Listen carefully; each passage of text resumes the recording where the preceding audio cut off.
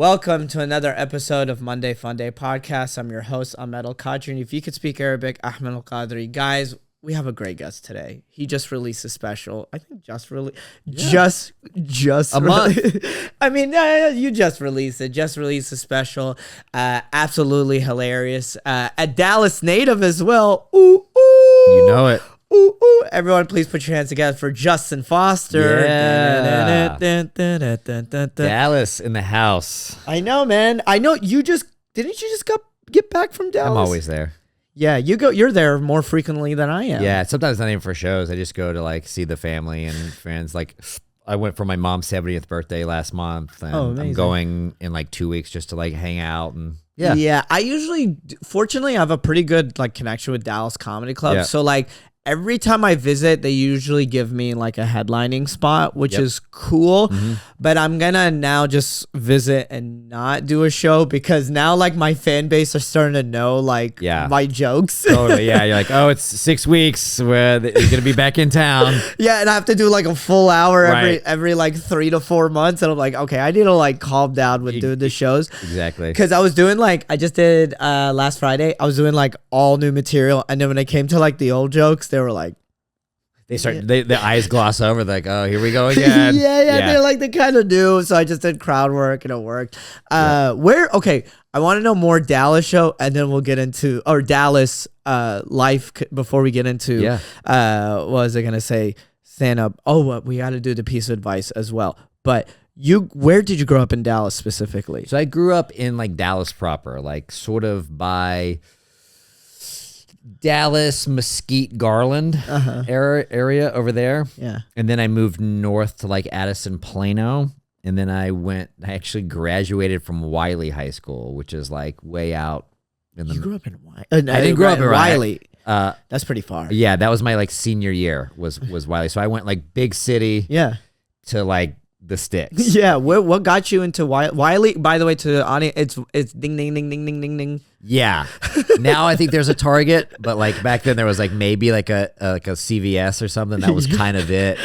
Target. They were probably like having a blast. Like, this is the best thing to ever happen to Wiley. Right, exactly. And this is like a deep cut that none of your listeners will get, but I actually went outside of Wiley for a year to a place called Community High School, and it was in Josephine, Texas, which is even... Oh, I've heard of Josephine. Yeah. So Wiley's like a big city compared to Josephine. And it's one of those towns where like the high school, the middle school, and the elementary school are all connected. It's like one big building. So anyways, there's a dude I met out here who he was like, I grew up in Texas. I was like, oh, where? He was like, Dallas. I was like, but where? And he was like, I actually went to Community High School. And I was like, are you serious? Like, it was like crazy. Wow. Yeah. So there was probably like 800 people or whatever. So anyways, but we moved around a lot, but I'd come from the big city. And so when I moved out there, like they were just like, they couldn't understand like who I was or what I was about. You know what I mean? I had like the Jinko jeans and like the chain wallet, sometimes the nail polish. And we'd be like, what is going on here? Is this a punk rock? Yeah, exactly. They probably called you Marlon Manson or Yeah, I had like long hair that was like flip up a little bit. Yeah. So I'm sure that I walked in, they were probably just like, what the hell is this? Yeah. Well, you look great bald, but you seem like the kind of guy that like back in high school, you had hair. Like, yeah, I had the hair and then it would right there. Oh, nice. Yeah. It's very, because tonight will be the night. It was before that. It was almost like even flow. Yeah. Okay. Like old AFI before they went too emo? Like I would say like almost like old like Stone Temple Pilots, Pearl Jam, Alice in Chains, like grunge, you know, that sort of weird. That was like the height of the 90s. 90s, yeah, very 90s. Are you a 90s baby or early 2000s? So I was an 80s baby, 90s kid. Okay, that's what I thought. Yeah. So, I'm a 90s baby, early 2000s. Yeah, kid, so 80s for the kid, and then in like a teenager in the 90s. You're born in 83? I was born in 80. Really? Yeah, I was born in 80. Okay. Yeah. And then, because I know you and Rob are similar age. Rob's younger. Yeah, I'm actually bringing him to Dallas next month. He told me about it. Yeah, I've been wanting him. I'm gonna see if my brothers can go out, go out, because I want him to meet my brothers, because I think my brothers would love Rob. Totally, yeah. They'll hate me, but yeah, I'm sure they'll love Rob. They'll love you. They like comedy. They're cool. Like what's funny is now that they go to almost all the shows, and they were the ones that were really like, I love the new material. And then I was like, they were like, oh, so it works. They're just like, because they've heard it so many times. It works. Yeah, like now, because I'm a stand-up, they're now into the realm of stand-up comedy, and they're true stand-up comedy fans. And I like that. Like now they will watch people's specials. They love they're like, oh, I like Shane Gillis. Oh, I didn't like the roast, and they like break down comedy, and I kind of like that. It's funny how savvy people are getting with comedy. We were in Phoenix doing shows, and we were at a bar. And this girl was talking to us, and her husband was like not even interested, right? But she was like super interested in us and very nice. And what are you guys doing in town? We're here doing comedy. And then the husband like locks in. Yeah. Now he's interested. Yeah. You guys do comedy? Yeah. We're like, yeah. He goes, do you guys know Kill Tony? Yeah. Oh yeah. He goes, what about Brendan Schaub? Do you guys know Brendan Schaub and Brian Callen? We're like, yeah. Like he was like he was so specific in what he liked. Yeah. And he was like locked in. Yeah. One time, my thing with Kill Tony is I did the Tiffany Haddish episode. I like ate her elbow out and she gave me $100. Right. So I like every time who's a fan of Kill Tony, I'd be like, yeah, I'm one of the oldies back when he was in LA. People go, ooh. Yeah. But because remember back in the day, I do stand up. Be like, oh, like do you know like Seinfeld and Jim Gaffigan? And now it's like very specific audiences. We like Theo Vaughn, we like Shane Gillis, like Sebastian Special, like One time, it was like these two girls and a guy, and they came to my show. The girls loved my stand up, and this was at Dallas, fun by the way. And then he was like very like quiet. I don't want to say like on the spectrum, but he was very odd, and he was just like very like quiet the whole time. They didn't laugh through anybody's set, and then like when you get someone laughing a little bit throughout the night. So I got him laughing here and there. Right. And at the end, I was like, hey, was this your first comedy show? And he was like, yeah. And I was like, what did you think? He goes, not for me. And I was like, oh yeah? He goes, yeah, I'm more into Theo Vaughn and Brendan Schaub. You're like, okay. And I was like, okay, yeah. And then the girls got like, I didn't care. Right.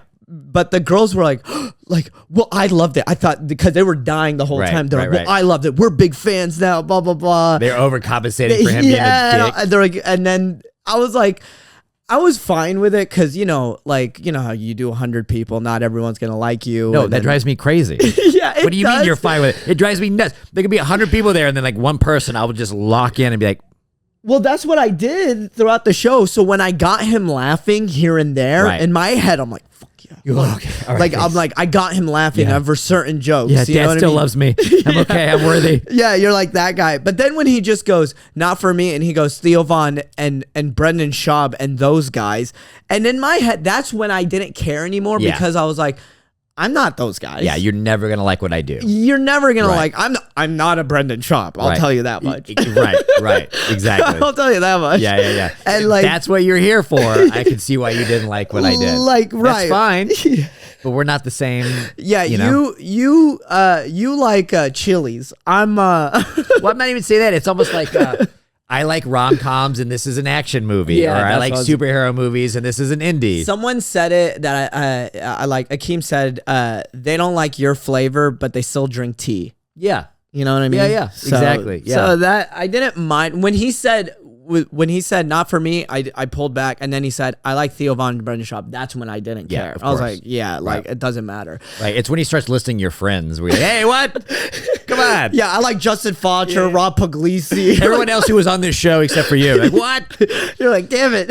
I think the worst, and I was talking to Drew about this, and one thing we don't like is when someone will give you a compliment, but they'll sort of like undercut it. Like someone will be like, you were pretty good. It's like just adding the word pretty. Yes. It's just so like. Oh my God. Just don't say anything. I hate the word pretty drives me fucking nuts. Right. Just say you were funny or great show, great nice show job. or I like your stuff. But you were pretty good. This dude said the other day, he was like, I'd probably see you again. Like, oh, okay, thanks. Pretty, probably. Yeah, all these non-committal, like, oh, gee, thanks. Well, let me know.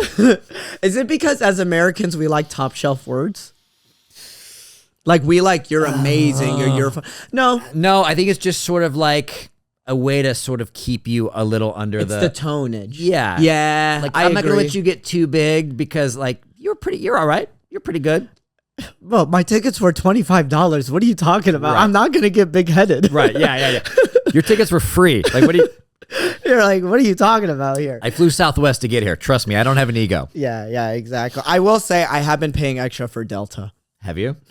Yeah, I just hit my gold medallion status. I'll be gold medallion started 2025. You know, it's whatever. I mean, I just hate the experience of flying so much. Yeah. So I'm willing to pay the extra. Yeah. I like Delta the most. I don't like Southwest. I'll do it. Yeah. But I don't like Southwest. Too many delays with them. Really?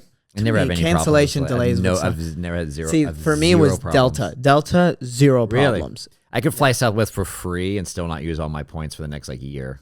So do you have the pass or whatever? Yeah. Oh yeah. I'm A-list. There's no first class there, which kind of is a bummer, but I can board first. And I see. I'm now because I'm silver medallion right now. Flex. I'm gonna be gold. Yeah, it's flex. But when I get bumped up, I usually get bumped up for comfort a lot. Sometimes first class, and I kind of like that. Yeah, I'm gunning for that companion pass though. That's what that's my next target is where somebody can fly free with me. That's a really good. That's my next target. Yeah, and then you could bring your girlfriend everywhere with you. Bring whoever. Yeah. Or me. Yeah. Or you. Or you and I just travel the world. Forget your girlfriend. Yeah. Me. Yeah.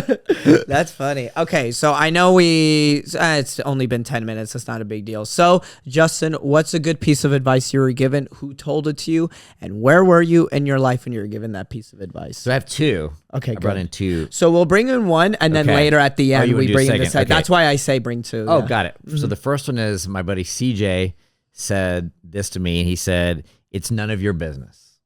And every time I call him with a problem or an issue or whatever, he's like, "That's none of your business." Really? And like, if that you let that like sink in, like fully sink in, like what people say about you, what people think about you, like what thing you want in your career, or like what hasn't happened, what's about. He's like, "It's none of your business. Just let it go, and like it'll all like everything will work itself out." Man, the universe has a really, or God has a really weird way of bringing things. Because right now this week, I've been trying to focus on letting go and turning my will over to God. That's all you can do. And it's so tough because there's nothing else you can do besides that. If you don't completely give it to God or your higher power and turn it over and let go, there's nothing you can do, and you're going to go insane. That makes sense. That's not saying like, "Oh man, I really wish I had a job. God, bring me a job," and you don't send out a resume. Right. But you send out the resume and then you let it go. Like you do the work and you stay out of the results. Yeah, they preach that similar in Islam. But like the only thing that bothers me a lot is I like to put as much work as much as I can, and then the rest of it is control. Or let it go to God. But the only problem is when I let it go, I always think in my head, could I have done something better? You're taking it back. You're taking your will back. That's it. Let it go. It's none of your business. It's none of my business. I post this video up. I wonder how many views are. It's none of your business. How many none views? Of my business. Do people like it's none of your business? That's people are talking bad about you. You want to defend yourself, stand up for yourself. It's none of your business. That's it. Right here, everything else.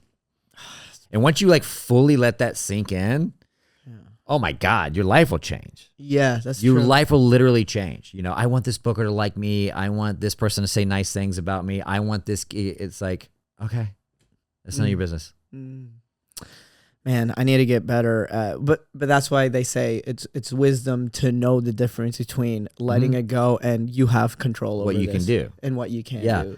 Yeah. And then you start realizing that you have mostly little control. Yeah, you really do. Like I used to be that on flights. I got to sit in this seat and I can't be too far above because I also hate flying. Yeah. And the experience of flying. And it's like, okay, but then the layover can't be over here because it's like that's a bad flight. And maybe the layover is here. And then if I sit in the window, then I can look out the window if there's and you're like, dude, it's none of my business. They're flying. Yeah. You sit back, let go. Just let go.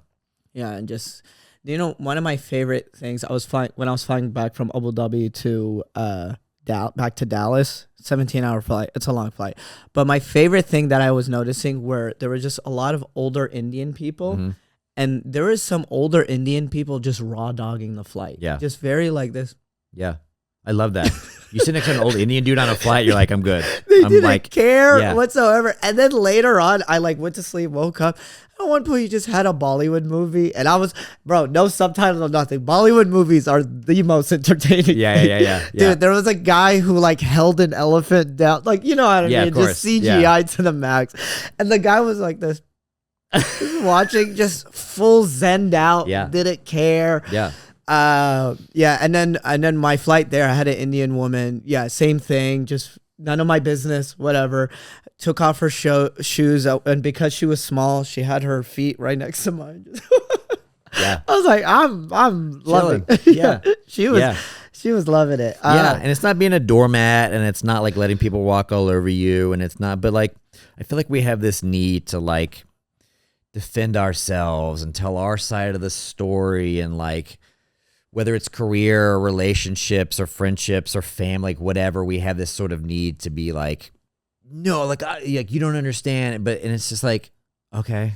I think when you were saying we have this need, do you think it kind of all connects to ego? It's all ego. It's all ego. I was just about to say it's all ego. You know, like whatever it is, you know, I want you to think a certain way about me, and how dare you not, or how dare you say these things behind my back that aren't true, or how dare you not book me when I'm so funny, or I sent you a clip and you didn't even respond, like whatever that is. It's all ego. It's all ego. Wanting to be liked, wanting to be accepted, fear of not being liked, fear of not being good enough, fear of what people think about you. Like it's all because I want to feel better. Like somebody told me the other day, people pleasing, because I used to say like, oh, I'm such a people pleaser. I was like, no, you're not.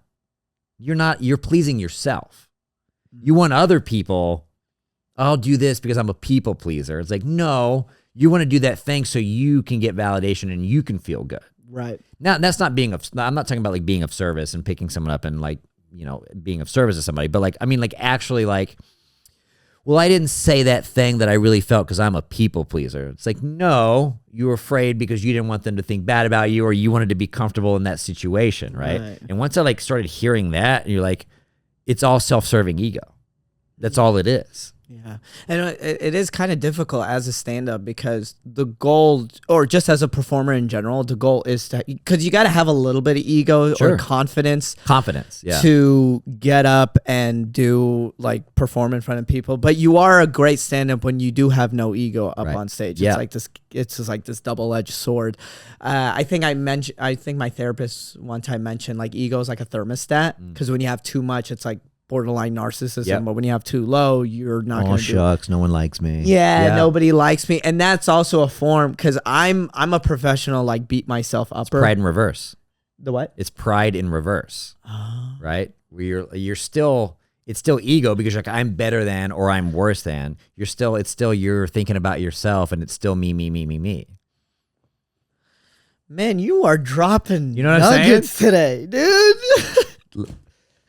Bro, that's fucking beautiful. Yeah. Where'd you learn all this Zen, bro? I'm on that spiritual life, baby. I know. I try to be as spiritual as possible. But wait, how old are you now? 39? No, dude, I'll be 44 next month. What? Yeah. You look younger. Well, though. Thank you very much. You look 35. Thank you very much. Thank you. No, you look good. You Thanks, really man. do. Thank you. Wow, that makes sense. I think like as I get to I can't wait to get to your age, because I just turned 30. Okay. Well, I'm not just turned 30, but I'm 30 now.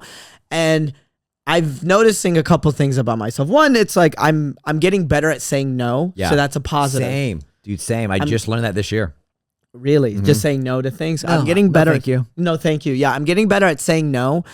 I will say though, I feel like I'm unleashing the anger that I bottled up in my 20s. It's a pendulum. You know, where you're like super nice guy, quiet, not saying no, people pleaser, and then you sort of like, I don't have to do that anymore. And now you're a little bit more direct, a little bit more angry, a little bit more like, these are my boundaries. It'll correct. You'll get like, right, you know what I'm saying? In my 40s. Yeah, 44. 44, exactly. Yeah, but again, I used to be the same way. I don't want to say no because I'm a people pleaser and I want you to like me. So I'm going to say yes to everything, wear myself out, and now I'm resentful. Like, why did you make me do all these things I didn't want to do? It's like, well, because you didn't say no. Yeah. It's all ego. It's all ego, and it's all me. It's all, if I just would have been like, no, thank you, I don't want to do that. Like, okay, versus like, okay, yeah, I'll do that, but I'm going to be resentful and cranky the whole time. I was like, well, you shouldn't have done it. You know what I mean? Yeah, that's true. So, yeah, when do you meditate every day? Yes, every single day. Oh, that's beautiful. I need to get back into every meditation. single day. Sometimes 3 times a day. Lately, I have a question. No, that's beautiful. No. I need to learn from you because my problem is when I like during the winter is the best time because I'm not touring, I'm not traveling as much, so I'm in this routine of things. Sure. I'm now like I was doing into me and Rob got super into Wim Hof. I do it every day. Okay, yeah. So it's probably that's your meditation. I literally had something. No, I just add that to it. I literally had something the other day happen, and I just went into my car, dropped the seat back, and I did the Wim Hof breathing. Yeah, that's beautiful. For like 15 minutes, just trying to breathe through life. That's beautiful. Yeah, like I got into Wim Hof breathing. Now I've been like getting into heavy lifting right now, and just I can tell. Thank you. I'm just focusing on strength. I lost my abs. Like aesthetically, if I take my shirt off, I don't look good. Okay.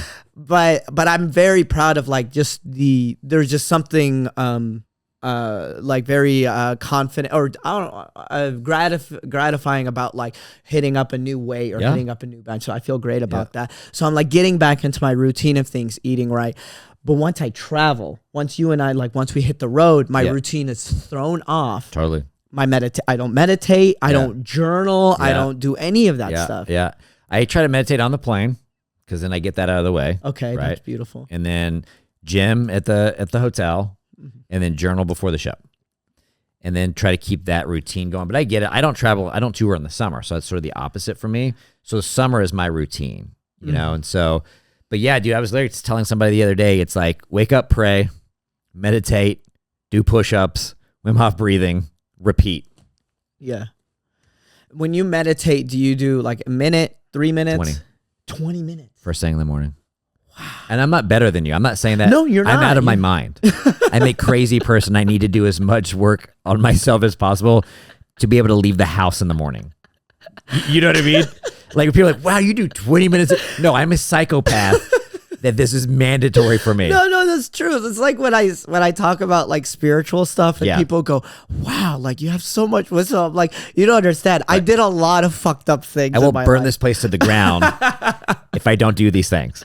Like, I'm not better than anybody. Wim Hof breathing in my car like a maniac because I don't want to burn the entire city to the ground. You know what I mean? Like, trust me, I'm not better than you. If you don't have to do it, don't do it.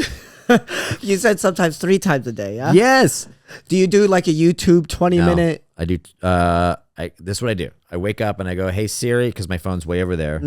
She goes, Yeah, all sexy. Yeah, she's like a sassy black woman. She's like, I was like, set timer for 20 minutes. Okay, timer set for 20 minutes. Hey, Siri, play meditation music. Okay, and then, so I don't have to, if I open the phone, I'm done. Yeah. Something's gone wrong. See? Please try again. You're good, baby. So then the meditation music will play, and then my 20 minutes. So I haven't like gotten up and touched my phone yet. Yeah. And my dog like still sleeps. He's like, I can hear him snoring. So that helps, and that's sort of my morning routine. That's good. I touched my phone again. I've been touching my phone at the first. As soon as you hit it, you're done. Yeah. You're just hit with like dopamines and you're hit with like comparing myself to others, comparing myself. This clip, did the who watched my story? Like did this thing. But it's none of your business. Well, fortunately, I have this app called Unplug. I have Instagram, I will post, but like I have this app called Unplug, right? This is the free version. A sponsor? No, but I've been just telling all my friends about it. But this is a free version. So you pick 2 apps. Mine is Instagram and TikTok. And so I do from 1 p.m. till 11 a.m. the next day. It's locked.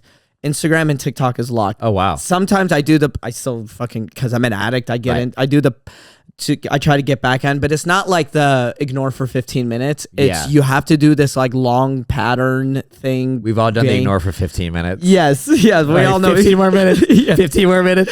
Yeah, but this one you have to do like a very long game to get back into your phone, and it only allows you 5 minutes, which is fine for me because I get back into Instagram to DM, to respond to DMs. Yep. And like, work stuff, but it prevents me from doom scrolling. Yeah. And doom scrolling is what fucked me over in 2023. Yeah. Yeah, I stopped doing the doom scrolling lately. I'll still fall back into it sometimes, but I've been really conscious trying not to, because it is like, it's just you're just inundated with so much stuff that it's like I'm depressed. Like, really? Of course you are. Yeah. Like, how could you not be? But it's nice. That's why like earlier before we started recording, Channing was like, have you heard about blank? Yeah. And I'm like, I don't know. Right. And I'm so glad, because you know, I'm sure there were so many people comparing themselves to. I think at one point I compared myself to that person a year ago. Yeah. And now, you know what I mean? Yeah, and I it's do. like out of mind, just like, okay, I'm writing jokes. Yeah. I'm getting on stage. Just focusing on what you can change, what you can control. Do you do spots around LA all the time? Yeah. I try to go up Where do you normally go up? wherever will have me. Really. same. Yeah. I do flappers. I do haha. See, that was the one place I wish I put my time and effort when I was younger, Yeah. a younger comedian, because I put it all. It's because I had such a bad. I actually hosted a mic there when I first moved to LA, and then there was that one Russian bartender who was. Remember him? He was very cold. Oh, really? Russian? That doesn't sound right. But it was like this Russian bartender, but he just made everything so difficult for me. I see, yeah. And then the way everything was run. Yeah. So I was like running like a Saturday 6 p.m. open mic outside. And I was, God. yeah. And then like I just had a better opportunity to, you're going to get that. This was my better opportunity. I got to host the Van Nuys Comedy Club. Oh yeah. At Springmont for Billy Bats. I remember that. So I was hosting, so I was like, oh, I'm hosting shows now. Yeah. But dude, Yeah. as crazy as those shows were, it made me a better comedian. sure, yeah. Yeah, because I had to get up, like there were people mid-bite, Yeah. and then I'll be like, welcome to a comedy show. They're like, oh God, get the check. Yeah. So I had to like be the best host as I could. I did that one time. I was supposed to go on. I think the show started at like 8 p.m. and I think he put me on at like 11:30 or something. So I just watched this giant hot room just dwindle to like 8 people, and I was like, Well, yeah, right. and then he would like, oh Billy, like he doesn't do comedy anymore. So basically, like, it would be a hot room. Yeah. and then Billy gets on stage, and then the quality of the show just. but he just kept bumping me for like maniacs. I'm like, all right, I'm ready to go. He's like, all right, hold on, we're gonna put someone, and then somebody would be like juggling machetes on stage. I'm like, okay, all right, I've had just that guy. waiting to go on. Like, Yeah. all right, I guess I'll be over here. Let me know when the guy breathing fire's done. Yeah, one time there was this older woman. She had a mental breakdown on stage, and then at one point, That's relatable. She was having a mental breakdown. She was like, "Am I not funny anymore? Am I not sexy anymore?" And then she showed her tits out, and then I had to like grab her and just like, but it was so funny because I didn't want to touch her. Yeah. For obvious reasons. So I got a tablecloth to cover her Hilarious. to cover one tit. Just, here you go. That's and then funny. I'll be like, and then she started like, she wouldn't let go of the mic, so I had to like get the mic off. Yeah, it was pretty Like, bad. comedy. And I'm like, anyways, Oh, you guys ready for your next next comedian machete thrower? Yeah, it No, I was. go up wherever, man. Like I was at the Laugh Factory on Monday night. I go to San Diego all the time. San Diego's a Love great San spot. The Diego. Don't Tell over there, I have a really good connection with them, so they throw me up. Nightcap I love in Burbank. Nightcap is good. I Fourth like. Wall. Do you have that spreadsheet, the Jay Light spreadsheet of all the comedy shows Yeah. in SoCal? Yeah. Great one. I always go through the list and I just message. Nice. And it's funny because actually last night I did a spot called Last Call Comedy. It's great. A girl named Madison runs it. Check it out. It's funny because like, again, all ego. This guy was like, dude, so like, bro, you're killing it, blah, blah, blah. I hate it when people do that. Yeah. When people come up to me and go, oh, you're killing it. Because in my head, I'm like, I don't feel like I'm killing it. Right. We never feel like we're doing well. We never feel like we're Yeah. doing well. And he goes, so like, what are you doing here? And I was like, what do you mean? He's like, oh, you're doing like just like smaller shows in LA. And I was just like, I'm still a comedian. Like, Yeah. I was like, I love this. But this is the only thing that keeps me sane. Yeah. Bill Burr still does the Bourbon Room. Like, what Yeah. are you like? We're not. Bill Burr will do flappers sometimes. I know. Yeah, like, course, just yeah. to run material. It's just the way the city is. Like the there's city not- yeah. and this as stand up because like this, like, hey guys, I'm performing at Yeah. It's Yeah. so like it drives me crazy. So when you get on stage and you just work out material, like the art, the creative aspect of it. That's what I enjoy. I actually don't even reach out for shows. I don't even ask people for shows in LA. I should get more proactive in my career, but I'm also just like, I'm at that point where like if I don't have a show tonight, like that's okay. I can meditate. I can hang out with friends. Like I played Dungeons and Dragons last night with friends, like go to coffee with people, like whatever. Like, I don't know. I used to be like, I have to get up, I have to hit like 5 mics. I have to do, it's like, now I'm sort of like, it's okay. For me, it's like not necessarily. I don't really do open mics anymore unless it's like I'll do a fourth wall cafe. Fourth wall, I'll do it in the middle of the day after the gym. But like now, like Tuesday nights I have trivia. You know, Mondays and I'll do meetings with Rob or something like that. Yeah. I agree with you. Where if I don't have a show, it's me to just live my life. Yeah, you got to go live. Yeah. I'll do a lot of hiking. Love nice. Some good hiking. There you go. Yeah. I know you mentioned you don't tour in the summer. I kind of took that schedule from Drew, where he goes, I try to be like a teacher, where in the summer I don't tour. Drew doesn't tour in the summer. Yeah, in the summer I don't tour. And then spring, I'm probably gonna take a break next spring because it's Ramadan and like other stuff. But in the fall, I'll like go hard again. Yeah, and like just to make it. I still do shows. I just don't like tour. Like I've got like a weekend in Arizona, a weekend and over here, but it's never like, okay, I'm gone. I'm back Monday and Tuesday and then gone again. Back Monday and Tuesday and gone again, because we were like hitting it so hard. Like I don't take the summers off, but I'm not wearing myself out like I do in the. That makes sense. I see. It's funny is I say I don't tour, but me and Sammy are going to Europe. But it's Europe. It's like to me, it's like it's not even touring. It's more of a vacation. Right. Yeah. Exactly. With a tax write off. Right. Yeah. Summer for me is like one-off weekends. Like I love doing. I've got like 2 weekends in Arizona, one in Phoenix and one in Tucson, and one's like a Friday and Saturday, and then one is like 5 weeks later, a Friday and Saturday. So to me, that's not really just touring. You're just sort of like doing a weekend. Yeah. And then, I'm going to Texas for 2 weeks to like vacation and hang out with the family. So I am traveling. I'm just like not like, I think in February, March, I did 11 weeks straight of just like touring. So it's not like that. Was it you and Drew or just both? Yeah. Yeah, both. It's both. Yeah. It was like if I was with Drew and then I was on my own and then I was with Drew and then I was on my own. I did Vegas for 2 weeks and then I was, with Drew, and it was like wild. Yeah. That makes sense. So summer, I just kind of chill out. But that's the part of like the grind. Yeah. The grind. That's when it's fun. Yeah. But that you need to have like, relax. Yeah. If you just keep going, which we've done before, we've had those years where it's like all the way through. And how long have you been opening for Drew? I started opening for Drew in 2015. Oh, wow. Yeah. Okay. Yeah. And then I would try to fill in whatever weeks I didn't have with him, would try to fill in headlining on my own or featuring for somebody or whatever. So I was just like nonstop for like a long time. Yeah. And now you're like just. Yeah. I'm like, I don't need to do that anymore. Like I'm sharp. Like the act is like I have the material. Like I don't need to. Yeah. I don't need to wear myself out because I think that I need to. You know what I mean? How long you been doing stand-up? Since 2005. Oh, wow. Yeah. You're like, oh, gee. Yeah. So I started in Dallas in 2005. And, but yeah, it used to be that thing where it's like, oh, I don't have a weekend. Like I got to, hey, yeah, I'll come to Tampa and host. I just got to fill the week. And it's wait, like, 2005. You don't have to do that. So in Dallas, so Addison Improv. Okay, you start. Yeah. So obviously Paul Varghese. Paul Varghese is a brother to me. Yeah, Paul Varghese. Paul is my brother. How's he doing? I haven't talked to him in a while. It's great. He actually got on my special. He got a special thanks to Paul Varghese. Yeah, Nice. he's like family. Yeah, he's great. We actually I did a show with him in Dallas in December. Oh, nice. Yeah. He's very sharp. Oh, he's one of the best joke writers. He's good. Yeah. He's very good. And then wow, I can't believe I'm blanking out on his name because we literally lived together at a point. Oh my God, I feel so bad forgetting his name right now. Your roommate? No, yeah, we lived for a little bit together. He moved to Dallas for a little bit, and then he ended up just getting married here.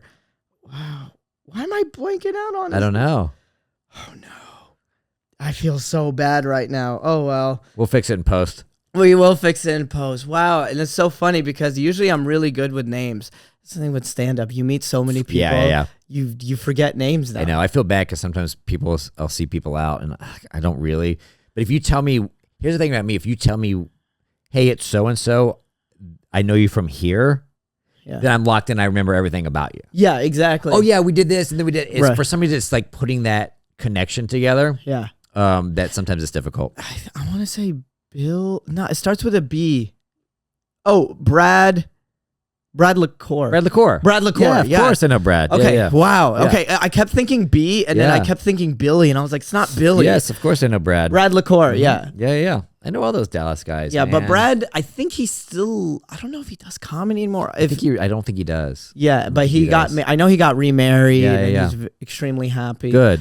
Yeah, I literally just did Dustin Ybarra's podcast yesterday. He's a Dallas guy. Yeah. Dustin, Nick Guerra, and I sort of came up together. Paul and Nick Guerra's also from Dallas. it was like the whole little crew.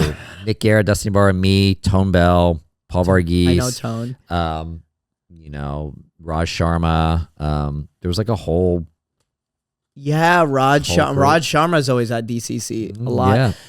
My generation was Ralph Barbosa. Yeah, of course. Yeah. And it's funny because when I started with Ralph Barbosa, like everyone was discovering him. Mm-hmm. And what was so cool about him, I was like, oh, he was always talented. Like from the moment we saw him on stage, we thought he was doing it for a long time because he already had his voice. Yeah. Which a few comedians just have. Yeah. Which was really cool to see. He was Yeah. always like that guy. Yeah. Ralph's great. I remember I met him after the pandemic. I came back to Dallas to headline a show, and they sort of had put the openers together for me.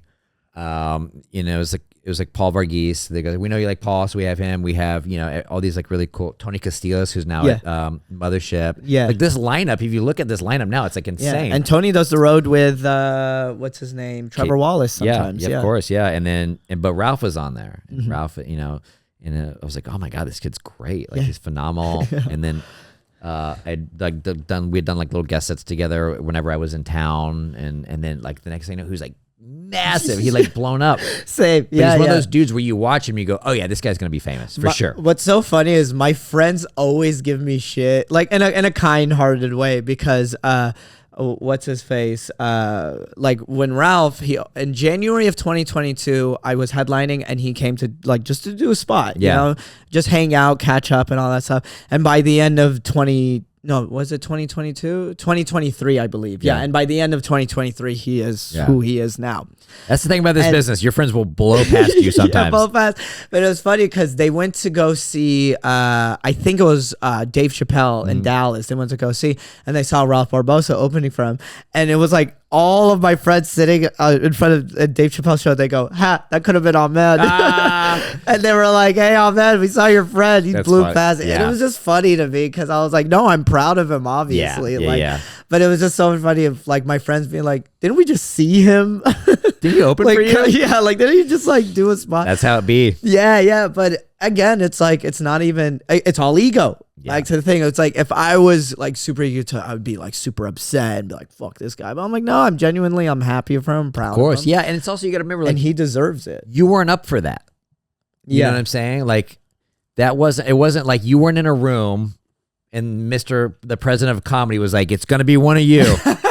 And eeny, meeny, you know what I mean? Like, people get so mad. It's like, yeah, but that was his destiny. thing. Yeah. I tend to tell younger comedians, I go, forget comedy just for a second, right? Forget comedy. Just in life, you and I are different. Yes, we both started in Dallas.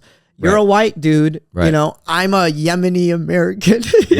Like just inherently without comedy, our lives are just different. Right. So to sit there and say, like get it upset over a different comedian, it's because it was younger male comedians. They were comparing themselves to like hot female comics. And I was just like, it's not the same. I was like, just forget comedy. Just forget comedy in general. Like their lives are inherently different from your life. Right. It's not even this. You're not even in the same ballpark.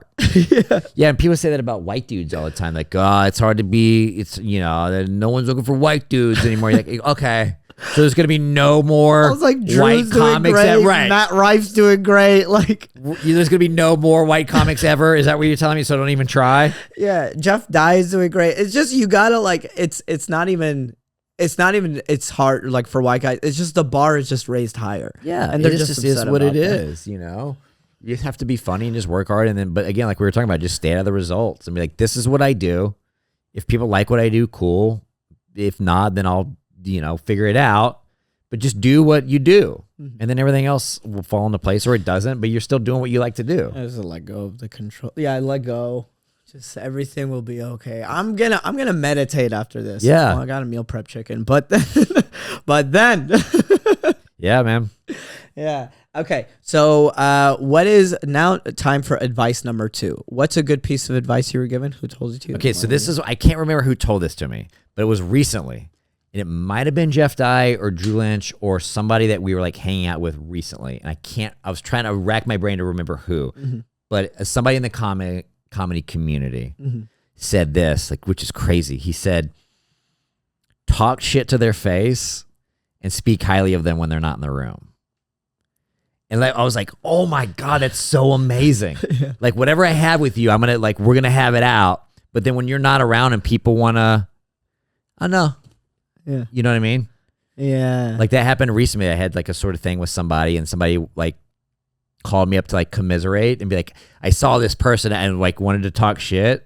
And I was like, oh no, that person's great. Like, they're just going through a hard time right now. Like, anyways, so how are you? Yeah. And you sort of like, instead of, we have this need to like sort of talk shit about people when they're not around, to like what an ego, make us feel better, to like actually praise that person and be like, oh no, that person's great. Like, whatever, they're going through something, whatever. And just moving on was like profound to me. That's beautiful. Like it was so cool. Yeah. Like you and I will have it out when the door's shut. Yes. But when you leave and people come in and want to badmouth you. No, he's great. No. Exactly. He's from Dallas. No. My guy. Whatever. You know what I mean? We have a little whatever, but it's all good. Yeah, that makes sense. I like that a lot, because when I was younger, I was part of it, because I thought that was part of the thing to do. Yeah. Which is like, you talk shit about other comedians. Like I remember like people would be like, hey, you want to come over? We're going to open this person's special and talk shit about it. Yeah. Because that was like part of the scene. Sure. I've gotten better with talking shit once I started traveling. And one time, like I had a really bad experience with like this really big headliner. And instead of like talking shit, I just said, he's great. I think I just caught him on a bad day. That's all. That's it. I just kept saying That's that. Oh, I think I just caught him on a bad That's day. it. He was probably just going through a rough time. And people were just like, oh, okay. Yeah. And that's it. Because hopefully, not word will get back to them, but it just made me feel better. You know what I mean? Right. Well, yeah, I do. Because here's what it does is Like, people will be like, somebody said Justin said this, and then the other people are like, Justin didn't say that. You know what I'm saying? Like, Ahmed said no. And then people will start being like, trust me, Ahmed didn't say that. Yeah. You start having people be like, he doesn't do that. So you don't even have to defend yourself, because people will do it for you. Correct. That doesn't sound like something he would say. Yeah. You know what I mean? You start building that reputation of like, there's some people you're around that talk so much shit. When you leave, you're like, well, what are they saying about me?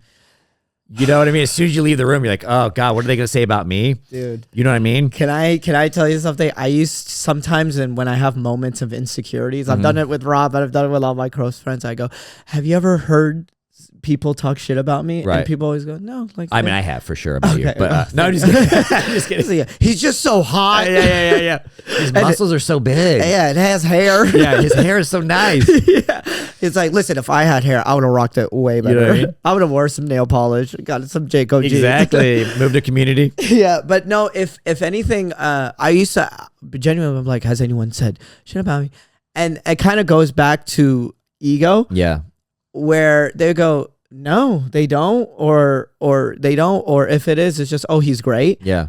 And it kind of reminded me of like, oh, no one gives a shit about you. Nobody cares. No one cares. Everyone's Nobody just cares. worrying about themselves. Exactly. No one's having like a think take of, okay, Ahmed's career. It's none of your business. It's none of my business. They don't care. No one cares. They're thinking about themselves. Yeah. Yeah, but if you start doing that, people will start sticking up for you. Where they'll be like, I don't think Ahmed said that. Yeah. I don't think, because when we asked him about it, he said, oh, I just caught him on a bad day. Or when we asked him about it, he said, you know what I mean? So you never have to worry about your side of the street, because you just keep it business. You know what? I've gotten better at not talking shit. I have fall into the trap of talking shit, but I will get better. Yeah. Then you start recognizing when you're doing it and being like, oh, okay, yeah. I literally happened to me yesterday. Someone was like, hey, and wanted to commiserate about a person. This thing happened. I got it. I'm good. Yeah. They're having a rough day or whatever. They're having a rough time. So anyway, what's going on with you? Yeah. And it's better because goes back to that old quote where successful people talk about ideas and theories or whatever, and then unsuccessful people talk about people. Right. If you're sitting around talking about somebody else, like you're not doing anything. Right. Yeah. Yeah. I'm trying to work on myself, get better, create, be a better person, be a better comic. Like I'm forward. Yeah. Versus like this person over there is doing. Then you're this. just as bad as the people who leave negative comments on our posts. Of course. I was just like, you have 0 posts. Right. Go post. You're not doing it. Stuff. You're not in the game. You're not in the game. Yeah. Why? Yeah. Another piece of advice that I really liked, and I think I've shared this to the breadheads and breadcrumbs, my fan base. Love it. Where it was Mr. Beast will not make fun of a guy posting his first YouTube video. Dave Chappelle is not going to make fun of an open micer. Right. Jeff Bezos is not going to make fun of a guy starting his own business. Yep. Like successful people who are in the game are not going to shit on people under the game. Exactly. Yeah. I've gotten, and I think this probably relates to you too. Do you notice that you've gotten better at holding grudges, talking shit, being as bitter once you became a little bit more successful in stand-up? Maybe. You know what I mean? Like when you were in your open micing days, you had people who fucked you over and you're like, when I become big, I'm going to rule. Yeah. And then you get bigger and you're like, I'm over I don't it. care. Yeah. I think that just is time. I think once time, like being fucked over by a club or whatever, or like, when I get famous, I'm going to open a club right across the street. I'm going to close. And you're like, why am I going to? Like a Larry David. I got to get a liquor license. I got to hire. I don't care. Yeah. I had a friend that he recorded his comedy special across the street from the club that had like screwed him over. I thought it was kind of funny. I would never do anything like that. Low key, I kind of like petty stuff like that. He was like, I want them to feel it. I was like, okay. I kind of like that petty stuff. Where sometimes it's fun. If it's other people, I can appreciate it. Yeah. Like I don't want to get involved in that, but it is funny to see. It is entertaining. It is when you can sit back and be like, that's pretty funny. Like in Curb Your Enthusiasm. That's why I mentioned like when Larry David opened the Spite store.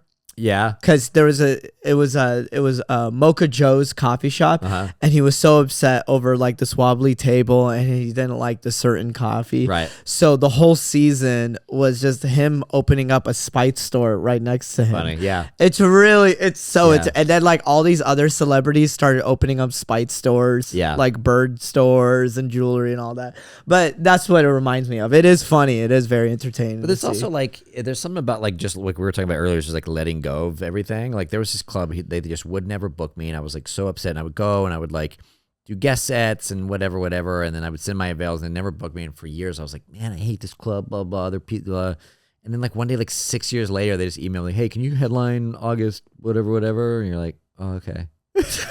Like they just weren't thinking about me then, and they are now. They weren't thinking about you then. Yeah, it gave me perspective when I was for bookers when I was booking my own shows in LA. Where I remember like getting back to me where other comedians were mad at me because I never booked them, and I go, you don't understand. Like you don't understand. I have so many comics, and this was and they're all funny. Yeah, they're all funny. And this was during the pandemic. This is when I used to run my own park shows, and I was like, I need to have like I had to book 6 comics a week, and I was like, I have to have at least 2 females. I'm not gonna have a sausage fest. Sure. And there were plenty of funny comedians out there, but yeah, there were people who were like, I hate you. Just business. I was like, it's all business. I'm trying to help. It's all business. Like my buddy books shows at the Improv. He's like, I got to get you on. I know. I was like, dude, it's like I've seen your flyers. Like you're doing great. Yeah. You've got major headliners. Putting Justin Foster on the flyer isn't going to add anything to your show. Whether With that one headshot that everyone uses you know of you, I mean? that one. Yeah. Whether I'm funny or likable, whatever, like I get it. It's all business, and I understand. Right, correct. Man, that's good. Well, we're approaching to the end of it. Let's wrap up. Let's talk about your special. Yes. It's on YouTube. Yes, it's on YouTube. What is it called? It's called Cheap Date. Cheap Date. We're at 40,000 views today. Whoa! Dropped it last month. On your channel? Yeah. Dude. Thank you. Thank you. That's fucking amazing. Thanks. Yeah, I was like, we had like me and the producer. We were like, if we can get 10K in a year, like we'll be like, it'll be like a success. You know, if we get in, if by a year, if it's 10K, we'll be happy. And we're at 40 right now in a month. So, dude, I'm so proud of you. Thank man. you. Yeah, Thanks, yeah. I used to back to None of Business quote, and I'm not trying to make this about me. I released mine in February, and it's at 6.7, and because it was like picking up super fast at a month, and it stopped at 6K, and I was like, whoa, what happened? And then later I'm figuring out it flags certain words, and I have this one where I do puns over all the terrorist organizations, and I think that's kind of what flagged it. Of course, yeah. And for the longest time, I'm gonna be honest, until this week I found out why it was flagged. Right. The previous, I thought it was because I was a bad comedian. No, it's see again. I literally thought it was like, oh, it's because I'm a shitty comedian and no one likes me. Right. And then like people who did see it, they're like, no, it's a great special. Yeah, that's it. You know, I was very, like, I made sure I kept mine super clean. I didn't have any of those words. There was some stuff I talked about vaccines that I was worried about. And then at like the 40-minute mark, I say I'm going to kill myself. But like the context is depression then versus depression now. Like the people, you know, and then my Disney Plus goes out and I go, I'm going to kill myself. Right. Yeah. So it's sort of like in jest, but I was like, is those words going to get me in trouble? Because it's at the 40 mark. The producer was like, the algorithm will listen as long as you put that stuff here. They listen for these buzzwords here, and sort of at the tail end, you're okay. Oh, okay. So mine was 47 minutes long. Yep. Within the 10-minute mark, I say the terrorist organization So jokes. that's the little machines looking for that. And this was I mentioned I do say Palestine. Oh, you hit what are you doing? I said Nazis. I said Palestine, and I did say October 7th. Okay. I wasn't making fun of the victim. None of that. Yeah, I was you just said all the things. But I said all the words. You're getting negative views. Like, why am I at negative 300? This is crazy. That's probably why I said. Yeah. I said 9/11. I said the Holocaust. I don't know what's going on. I should just re-release it. Just recut it. Yeah, I should just take out, like, make it super clean. You could release the Ahmed cut. Yeah, I'm gonna call it clean cut, and then Yeah. Circumcised. Circumcised. Ooh, I'm flagged again. No, you're anti-Semitic. No. Okay, I should just like cut that. Yeah, if I just cut that joke, I think I should be okay. You could, yeah. Or just let it go and film another one. I mean, I'm be honest. The reason why I dropped it because it's like here it is. I've just been doing new stuff. That's it. So, yeah. Make your friends happy. Yeah. Make your friends back home. You got new stuff. Yeah, exactly. Finally. Oh, finally. Oh my god. About damn time. Well, dude, 40K, that's amazing, man. Hey, and the breadheads and breadcrumbs, it'll be, hey, hopefully 41K. All right, guys. Let's follow. Okay, Justin Foster, cheap date. Buy a house here or Dallas? I don't know. I don't know how YouTube works. Well, I was gonna say, like, it doesn't matter about money. If I get 50K views, I can buy a house, right? I don't know how does the internet work? Can somebody tell me? I was thinking you're saving up right now, and I was like, are you trying to buy a house here? You want to know something super funny? Back to don't compare yourself to other people. Was, you know, I was just, because it's Los Angeles, I met a 21-year-old porn star. Flex. I'm not flexing. Oh. This is not flexing. No. This was just, it was at a mutual friend's house. Okay. You know how every like an incubator where everyone meets up and just hangs out and talks to people. I think you were there. Doesn't matter. But anyways, I meet her, 21-year-old porn star. She just bought a house in West Hollywood. Nice. And it's her fourth property. Of course. And how she travels everywhere, and she's going to Miami for work and all that other stuff. And in my head, I was just like, oh, like the first thought was, wow, Ahmed, like you're 30 years old with credit card debt and you live with Rob Puglisi in a Chihuahua. But you're also not doing porn. I know.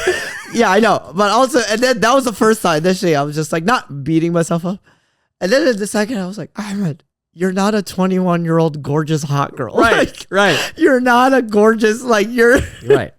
Yeah, that's her path. I just got, when she told me this stuff, I was like, I literally said this. I'm proud of you. Like fourth property. You shake your head no. I'm so proud of you. I was like, no, I wasn't like mad at her or angry. I just couldn't help but laugh. Yeah. Because I was like, of course you do. Yeah. Of course, you're making, and I was like, I hope you're investing it right, and you are clearly property. Yeah, in property. Yeah, it's her fourth property, and then I just got back in my car, and I was just like, Los Angeles. I should have gotten her number.